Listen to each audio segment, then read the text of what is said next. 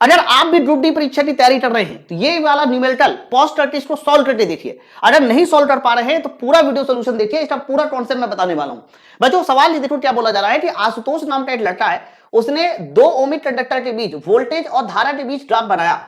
बच्चों जो चीज पहले बोली जाए वो हमेशा y में होती है और जो बाद में बोली जाए वो x में होती है। जब ये ग्राफ बनाया तो उन्होंने देखा कि जो चालक की ढलान है मतलब स्लोप है वो 10 और 50 है।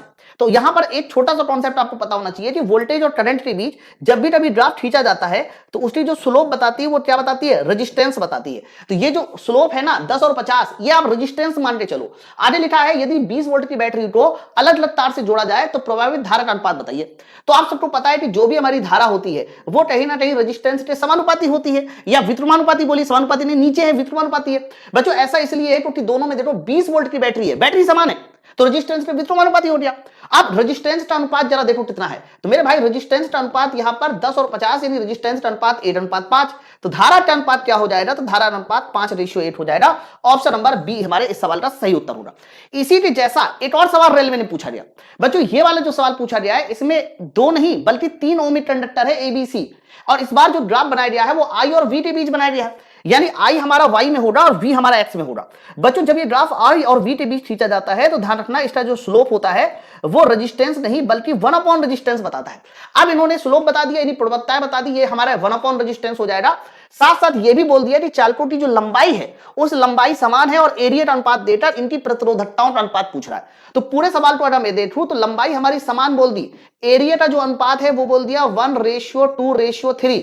और मेरे भाई ये जो अनुपात दिखा है ये रेजिस्टेंस नहीं बल्कि 1 रेजिस्टेंस आप इसको मान के चलेंगे। या फिर आप ऐसा सोचो कि जो स्लोप का अनुपात लिखा हुआ है वो 0.5:1:0.2 है। जरा आप इसको सही कर लो, तो जैसे आप इसको सही करोगे तो ये 8/2 आ जाएगा, ये 8/10 आ जाएगा, साथ साथ हमारा ये आ जाएगा कितना सर, ये हमारा 8/5 आ जाएगा। ये जो हमारा होगा ये 1/r होगा। इस बात को पहले समझ लो, स्लोप हमारा यहां पर 1/r होगा।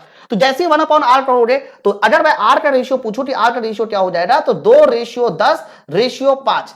अब सवाल में देखो रजिस्टिविटी का रेशियो पूछ रहा है, तो रजिस्टिविटी का जो फॉर्मूला होता है उसमें r होता है, a होता है और l होता है। L हमारा सेम है, L से कोई लेना देना नहीं, यानी जो भी रेजिस्टेंस और एरिया है इनका मल्टीप्लाई ही हमारा क्या बना देगा सर, इनका मल्टीप्लाई ही रजिस्टिविटी बना देगा। तो भैया मल्टीप्लाई कर दो बस, 2 का मल्टीप्लाई 8 में होगा तो कितना हो जाएगा, ये हमारा 2 हो जाएगा। 2 का मल्टीप्लाई 10 में होगा 20 हो जाएगा। 5 का मल्टीप्लाई 3 में होगा तो ये हमारा 15 हो जाएगा। तो 2:20:15, 2:20:15, यानी इस सवाल का जो सही उत्तर जाने वाला है वो ऑप्शन नंबर सी हमारा सवाल का सही उत्तर होगा।